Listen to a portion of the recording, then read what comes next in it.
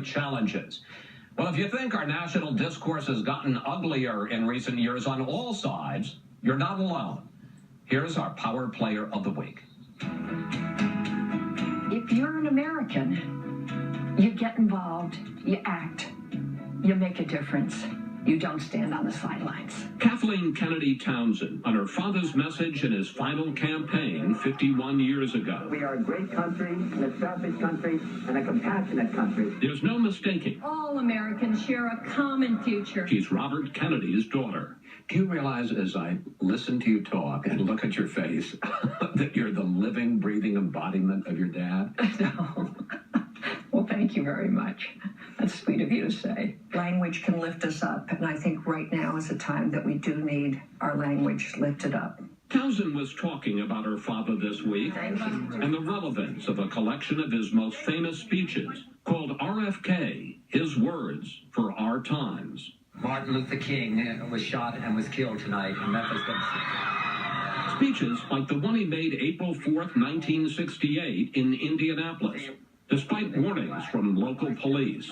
Dedicate ourselves to what the Greeks wrote so many years ago, to tame the savageness of man and make gentle the life of this world. Here's a man who came from privilege, who quotes the Greeks in an inner city and calms the crowd, and in a sense speaks to the better angels of people's nature and succeeds. Or a speech he made at the University of Mississippi in 1966, hostile territory for the former Attorney General who led the fight for civil rights. It is far easier to accept and to stand on the past than to fight for the answers of the future.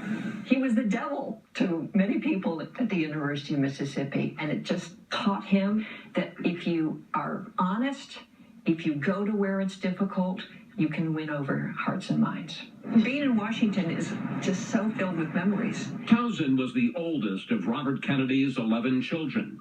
She remembers how he always pushed himself. My bedroom was next to his bathroom, and every morning I would hear him do his sit-ups while he listened to Shakespeare, so that he could have the language to speak to the deepest issues in our American spirit. She was 16 when her father was assassinated. Do you feel at all cheated that you didn't have all the years with him you should have had? We were always taught about martyrs. We talked about sacrifice. It's hard to grow up in our family without the idea that life is filled with sacrifice. Townsend hesitates to speculate what her dad would think of our current politics, but she has no doubts on one subject. What do you think your father would have made of Donald Trump? He would be hurt by the pain that Donald Trump has caused so many people, and the glee, it seems, that he takes in causing other people such pain. One more reason, she says,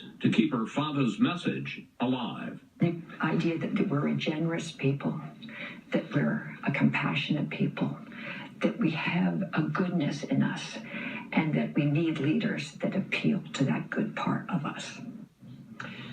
Kathleen Kennedy Townsend was Lieutenant Governor of Maryland for 8 years.